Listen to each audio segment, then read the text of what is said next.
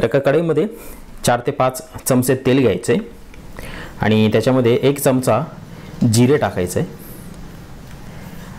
आणि जिरे तडतडलं की त्याच्यामध्ये 2 मोठ्या आकाराचे कांदे असे बारीक चिरलेले त्याला आपल्याला एक सोनेरी रंग म्हणजे गोल्डन ब्राउन रंग येईपर्यंत फ्राय करून घ्यायचे।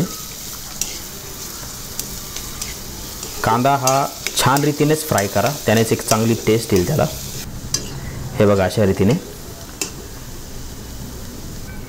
आता त्याच्यामध्ये 1 चमचा अद्रक लसूणची पेस्ट आपल्याला टाकायची आणि त्याला 1 मिनिटभर फ्राय करून घ्यायचे अशा रीतीने।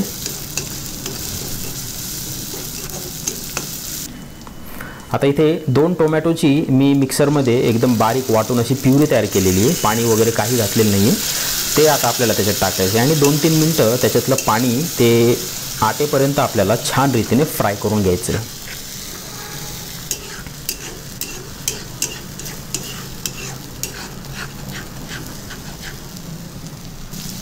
हे बघा आजूबाजूला पूर्ण आता तेल सुटलेलं आहे, याचा अर्थ आपला मसाला छान फ्राय झालेला आहे।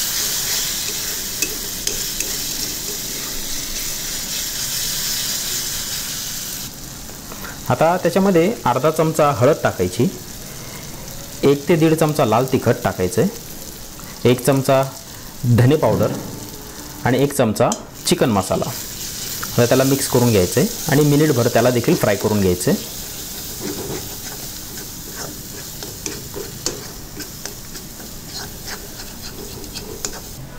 आता त्याच्यामध्ये थोडंसं पाणी टाकायचं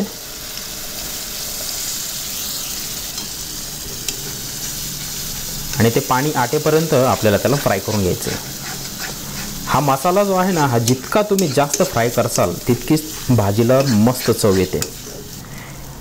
आता त्याच्यामध्ये थोडंसं मीठ टाकायचं चवीपुरतं, मिक्स करून घ्यायचं आणि त्याच्यामध्ये 5 उकडलेली अंडी अशी मधोमध कापून त्याच्यामध्ये घालून घ्यायची आणि हलक्या हाताने मिक्स करायचं।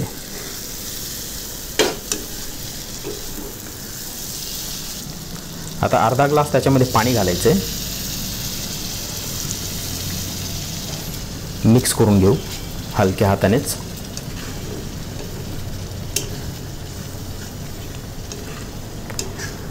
आणि 1 मिनिट त्याला मोठ्या आचेवर शिजवून घ्यायचं आणि आता कोथिंबीर त्याच्यावरती टाकून थोडंसं मिक्स करून घेऊ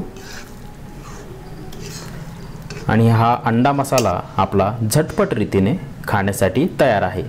इतका सुंदर लागेल खायला, तुम्ही 2 चपात्या नक्की खाणार जास्त। तर करून बघा झटपट अंडा मसाला आणि व्हिडिओ आवडला असेल तर आपल्या चॅनलला सबस्क्राइब करायला विसरू नका। तर पुन्हा भेटूया आणखी एका नवीन रेसिपी सोबत, तोपर्यंत धन्यवाद।